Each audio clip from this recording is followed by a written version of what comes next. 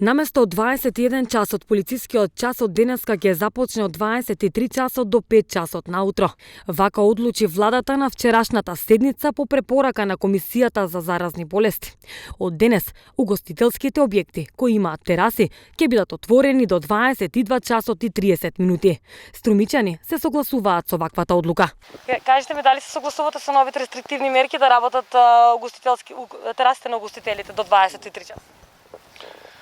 Добро, по се изгледа тоа е вака испитувано, мислам анализирано и така.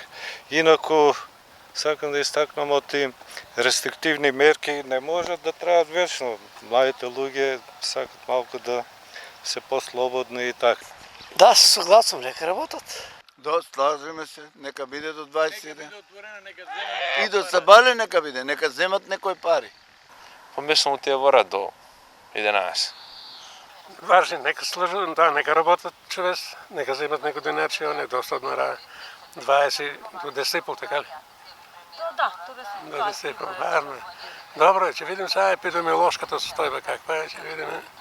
Комисијата за заразни болести дополнително предложи, а владата на седницата прифати воведување мерка за задолжителна самоизолација во траење од 14 дена за сите домашни и странски физички лица или патници кои пристигнуваат од Индија и Бразил заради спречување на ширење на новите соеви SARS-CoV-2.